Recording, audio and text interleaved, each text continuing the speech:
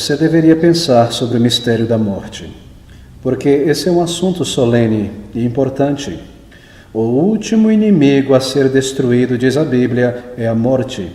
O apóstolo Paulo, por exemplo, em várias passagens da Bíblia, personifica a morte, e você deveria fazer o mesmo.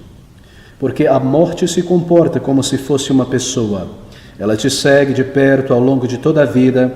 Toda a vida é uma luta contra a morte. A enfermidade é apenas um dos departamentos da morte. É uma advertência, uma premonição de que está próxima. E em última instância, a enfermidade pode muito bem nos levar à morte. A morte é um processo constante. É dito e é algo óbvio que estamos morrendo desde o momento do nosso nascimento. A morte é exigente, implacável, ela não cede.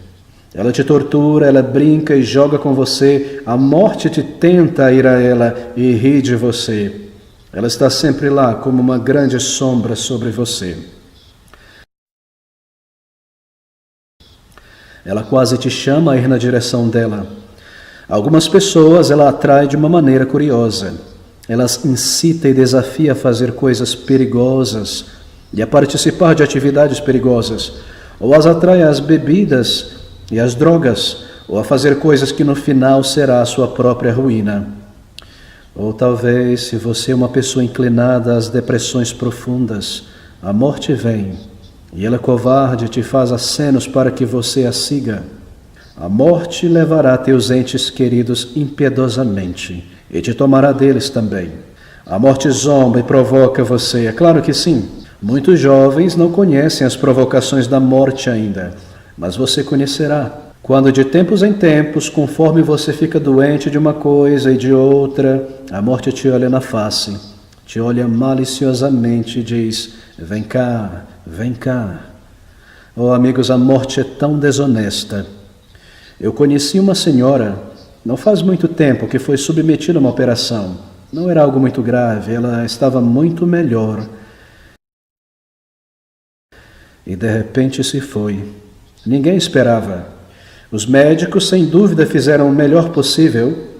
E a sua condição não era delicada, não representava perigo para a sua vida.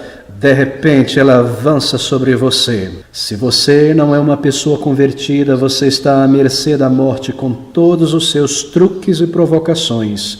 A morte desfigura você. E o teu corpo está agora em decomposição. E com a morte, a vida se vai. Se você não é um crente em Jesus Cristo, tudo que um dia você aprendeu, cada experiência, cada habilidade adquirida, tudo que adicionou algum valor à tua vida e te tornou uma melhor pessoa, se acabará por completo para nunca mais ser utilizado novamente. Não se pode arrazoar com a morte, ela é totalmente inacessível. Você não pode persuadi-la a te deixar viver em paz nem por um minuto. Você não possui um inimigo mais cruel nem implacável que a morte. Não há nada que se possa temer mais. Na Bíblia, no livro de Jó, capítulo 18, a morte recebe o nome de o Rei dos Terrores. E quando você se aproximar dela, ela também será um terror consciente para você. Ela deixa as pessoas sozinhas na terra, e então sozinho você terá que passar pelos portões da morte. Ninguém te acompanhará, ninguém poderá estar com você. Se alguma pessoa está gravemente enferma e é levada ao hospital, ela leva seu marido ou esposa com ela, ou outra pessoa.